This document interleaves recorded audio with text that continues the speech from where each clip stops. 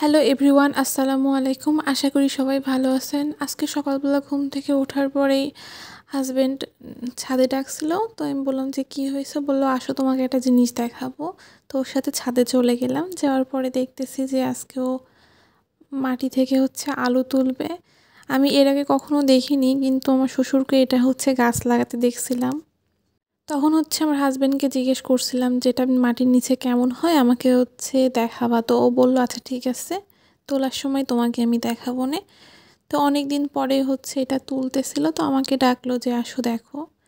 তো এ তো আমি তাই উপরে দেখতে চলে আসলাম। আর এখানে এই গাছটা আমি ভাবছিলাম ফার্স্টে যেটা হয়তো অনেক মোটা হবে, কিন্তু আস্তে আস্তে যখন এটা মাটি সরাচ্ছিল তখন দেখছি যে না, এটা মোটা না, ভেতরে অনেক চিকন এর আলুটা। তা আমি এর আগে কখনো এরকম আলু গাছ দেখিনি। এই প্রথম আমি এরকম আলু গাছ দেখলাম। তো তুলতেছিল, তো আমি দাঁড়ায় দাঁড়ায় দেখতেছিলাম। তারপরে এই তো তুলে ফেললো। তো আলুটা ভেতরে চিকন হয়েছে। আর আমার শ্বশুর সকালবেলা আরও একটা আলু তুলছিল সাইড থেকে। তো এটা আর আমি দেখিনি, আমাকে এটাই দেখাইলো। আর এই তো আমি আসলে ব্রাশ করতে লাগছিলাম নিজে, ওই অবস্থায় উপরে চলে আসছিলাম এটা দেখতে। আলুটা খুবই নরম ছিল, এই জন্য উপর থেকে টান দিয়েছে, মাথাটা ভেঙে চলে আসছিল। আর বাকি অংশটুকু আমার হাজবেন্ড তুলে নিল। এই তো এরকমই চিকনই হয়েছে আলুটা। তো এটা নিচে নিয়ে চলে আসলাম। নিচে এসে দেখছি আমার শ্বশুর সকালবেলা এই আলুগুলো আগে থেকে তুলে রাখছিল।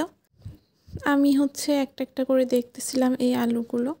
আরও অনেকগুলো আলু হয়েছে, কিন্তু ওই আলুগুলো এখন আজকে তুলবে না। এক এক দিন যখন খাবে তখন অল্প অল্প করে তুলে নিয়ে তারপরে খাবে।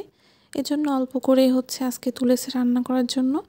কিন্তু হঠাৎ করে সকালে যখন খাচ্ছিলাম, খাওয়ার পরে দেখছি বাসায় আমার আম্মু আসছে আমার বোনকে সাথে করে নিয়ে। তো কিছু কাজ ছিল, এই জন্যই আমার আম্মু আসছিল।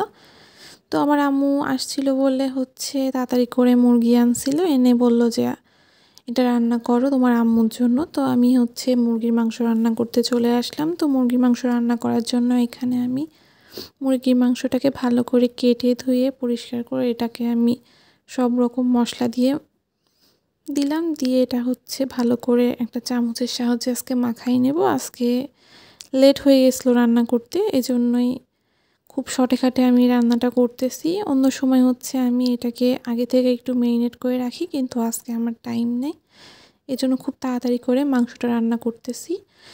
তো এর মধ্যে আমি সব রকম মশলা দিয়ে দিয়েছি, দিয়ে এটা খুন্তির সাহায্যে আমি নাড়াচাড়া করছি। করে এটাকে যখন হালকা একটু কষাই নিই, এর মধ্যে আমি মুরগির পা আর আলুগুলো দিয়ে দিয়েছি। আজকে এটা দিয়ে রান্না করব। তো এদিকে আমার মাংস রান্না প্রায় কমপ্লিট। তো আমি আলাদা করে একটা ভাজনা দিই। তো আমি পেঁয়াজটাকে ভালো করে একটু লাল করে ভেজে ওর মধ্যে একটু জিরা দিয়েছি, দিয়ে এবার এটা হালকা করে একটু ভেজে আমি যখন মাংসটা হয়ে যাবে তখন আমি এর মধ্যে ভাজনাটা দিয়ে দেবো। আর এটা দিলে একটা সুন্দর ফ্লেভার বের হয়, এজন্য আমি এভাবে দিই। আর আমার কাছে এরকমই ভালো লাগে। আমার শাশুড়ি আবার এটাকে বেটে তারপরে দেয়, কিন্তু আমি এভাবে এর মধ্যে দিই। এই তো আমার মাংস রান্নাটা কমপ্লিট। আর মাংস রান্নার পরে আর বেশি কিছু রান্না করব না, কারণ মেঘের অবস্থা খুব খারাপ হয়ে গেছিল। মনে হচ্ছিল বৃষ্টি আসবে। আমার আম্মু বলছিল তাড়াতাড়ি করো, আমি চলে যাব। এ তো রান্না করতে করতে দেখতেছি যে বৃষ্টির ফোঁট পড়া শুরু হয়ে গেছে। তো আমি জানলা থেকে দেখতেছিলাম, চারদিকে অন্ধকার হয়ে গেছিলো ফার্স্টে, তারপরে আস্তে আস্তে শুরু হয়ে গেল বৃষ্টি। তো অনেক দিন পরে বৃষ্টি দেখার পর আমার খুব ভালো লাগলো। তো আমি জানলার পাশে দাঁড়াই বৃষ্টি দেখতেছিলাম যে অনেক জোরে জোরে আস্তে আস্তে বৃষ্টি শুরু হয়ে যাচ্ছে। আর এদিকে আমার আম্মু বলছে যে আমি কীভাবে বাসায় যাব। তো এই তো তাড়াতাড়ি করে আবার রান্না করতে চলে আসলাম। তো এদিকে আবার কারেন্ট চলে গেছে। তো অন্ধকারে ফ্ল্যাশ জ্বালাই আমি রান্নাটা করতেছি। আর বেশি কিছু না, আমি আর ডাউল রান্না করব। তো ডাউল রান্না করার জন্য এদিকে আমি ডাউল আগে থেকে সেদ্ধ করে রেখে এদিকে আমি তেলে দিয়েছি। তো আমি আবার বাইরে চলে আসলাম বৃষ্টিও দেখার জন্য। আর খুব ভালো লাগছিল, এটা সুন্দর ঠান্ডা ঠান্ডা বাতাস হচ্ছিল, আর আমার এই টাইমটা খুব ভালো লাগে। তো এদিকে আমি ডাউলও তেলে দেওয়া আমার হয়ে গেছে, ডাউল রান্নাও কমপ্লিট। এখন আমি সবাইকে খেতে দেবো। তো এখানে আমার বোনের ছোট মেয়েটা আসছে, ও মানে অনেক সুন্দরভাবে কথাবার্তা বলে। তো ওকে খাওয়ানোর পরে আমি ছাদে নিয়ে গেছিলাম। বলো কী খাবে বলো? কি খাবা বলো? কি খাবা? ও মুরগি খাবা? আর কি খাবা বলো? আর কি খাবা বলো? রোস্ট খাবা? আর আর কি খাবা?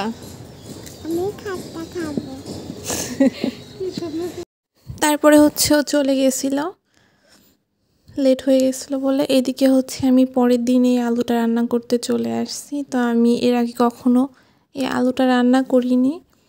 আর আমার হচ্ছে শ্বশুর বাসায় এটা প্রথমে আলুটা লাগাইছিল। তো আমার হাজব্যান্ড খুব শখ করে বললো যে দাও আমি আলুটা কেটে দিই আর তুমি হচ্ছে রান্না করো। তো আমি তো রান্না করতে পারি না, আমার শাশুড়ির কাছ থেকে জিজ্ঞেস করলাম এটা কিভাবে রান্না করব। তো ওনার কাছ থেকে শোনার পরেই আমি এভাবে রান্না করতে চলে আসছিলাম। তো ওর সাথে বসে গল্প করছিলাম আর হচ্ছে ও কাটাকুটি করতেছিল আর আমি হচ্ছে রান্নার অন্যান্য সবগুলো কমপ্লিট করতেছিলাম, রান্না লেট হয়ে যাচ্ছিল বলে। আর এদিকে আমার শ্বশুরবাড়ির সবাই অতিরিক্ত পরিমাণে সবজি খায়, কিন্তু আমি কখনো এতটা সবজি আগে খেতাম না। ওখান থেকে আমি যেই সবজি খাওয়া শিখেছি, আবার অনেক কিছুই আমি চিনিও না, আমি দেখিও নি। এই যে আমি হচ্ছে সবসময় পালং শাক চিনতাম, কিন্তু এরকম শীষ পালং যে হয় আমি এটা জানতাম না। তো শাশুড়ির কাছ থেকে এটা আমি চিনেছি। এটাও আজকে প্রথম হচ্ছে আমি দেখলাম, এর আগে কখনো আমি এরকম শাক খাইনি। পালং শাক খাইছি অনেক, কিন্তু এরকম শীষ পালং শাক খাইনি। তো শাশুড়ির কাছ থেকে আমি জিজ্ঞেস করে এটা রান্না করতে চলে আসলাম। শাশুড়ি বলল এটা সিম আর আলু দিয়ে রান্না করতে হবে, এমনি নর্মাল যেরকম শাক ভাজি করা হয় ওভাবে এটা রান্না করতে হবে। তো আমি তেমন করে এটা রান্না করতে চলে আসলাম। তো ফার্স্টে আমি শাক, সিম আর আলুটাকে ভালো করে একটু লবণ দিয়ে সেদ্ধ করে নিলাম।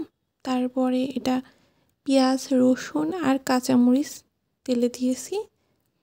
এটা যখন হালকা লাল ডালটা হয়ে যাবে তখন আমি এর মধ্যে শাকগুলো ঢেলে দেবো, দিয়ে এবার হচ্ছে নাড়াচাড়া করে নেবো। তো এটা দেখলাম আমরা এরকম শাক যেরকম খাই এটাও তেমনই। আমি তো ভাবছিলাম হয়তো এটা নতুন কিছু, কিন্তু না, এটা এমনি শাকগুলোর মতনই খেতে।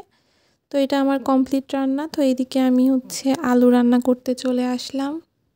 আর আলুটা আজকে রান্না করব আমি রুই মাছ দিয়ে। আর মাছগুলো আমার শ্বশুরের পুকুর থেকে ধরা। তো এই মাছগুলোই আজকে রান্না করব এই আলুটা দিয়ে। তো আমি আলুটা দিয়ে রান্না করার জন্য এর মধ্যে সব রকম মশলা দিয়ে দিয়েছি। প্রথমে আমি পেঁয়াজ আর কাঁচামরিচ ভালোভাবে একটু ভেজে নিয়েছি। তারপরে আমি এর মধ্যে একটু রসুন বাটা দিয়ে দিয়েছি। তারপরে একটা একটা করে আমি সব রকম মশলা দিয়ে দিয়েছিলাম এর মধ্যে। জিরে গুঁড়া, ধনিয়া গুঁড়া, হলুদ গুঁড়া, লবণ, এই সব কিছু দিয়ে আমি খুব ভালো করে মশলাটা কষাই নিয়েছি। তারপরে আমি এর মধ্যে আলুগুলো ঢেলে দিয়েছি। আলুগুলো ঢালার পরে আমি কিছুক্ষণ ভালোভাবে এটাকে কষাই নিব। এরপরে আমি এর মধ্যে পরিমাণ মতো পানি দিয়ে দিয়েছি। এরপরে আমি এটা অপেক্ষা করব যে কখন হচ্ছে এটা বলক উঠবে। বলক ওঠার পরে আমি এর মধ্যে একটা একটা করে সবগুলো মাছ ছেড়ে দেবো। আর এই মাছগুলো আমি আগে থেকেই হলুদ, লবণ আর মরিচের গুঁড়া দিয়ে ভেজে নিয়ে রেখে দিয়েছিলাম। তো এটা একটা একটা করে আমি হচ্ছে বলক ওঠার পরে সব মাছগুলো ছেড়ে দেবো, দিয়ে অপেক্ষা করব। তো এখানে হচ্ছে আমি একটা ভুল করে ফেলছিলাম। আর এটা হচ্ছে প্রথম আলুটা, তো এজন্য এটার মানে কিভাবে সেদ্ধ হয় আমি বুঝতে পারছিলাম না, যার জন্য আমার পানির পরিমাণটা একটু বেশি হয়ে গেছিলো আর আলুটা খুব তাড়াতাড়ি গলে গিয়েছিলো। গলে এটা পুরোই আমার মানে ঘাটা মতন হয়ে গেছিলো। তারপরেও এটা হচ্ছে খেতে অসম্ভব মজা হয়েছিল। মানে আমি আজকে প্রথম খেলাম, কিন্তু খুবই ভালো লাগছিলো এটা খেতে। তো এদিকে হচ্ছে রান্না করার পরে আমার দেবর চলে আসছিলো আর বলছিলো যে ভাবি আজকে মাথাটা আমি খাবো। আমি বললাম আচ্ছা ঠিক আছে, আজকে মাথাটা তুমি খাও। তো সবার আগে বসে পড়েছে এটা খাওয়ার জন্য। ও খাওয়ার শেষে বলেছিল যে ভাবি এটা অসম্ভব মজা হয়েছিল। তো আজকের মতন এতটুকুই। সবাই ভালো থাকবেন। আল্লাহ হাফেজ।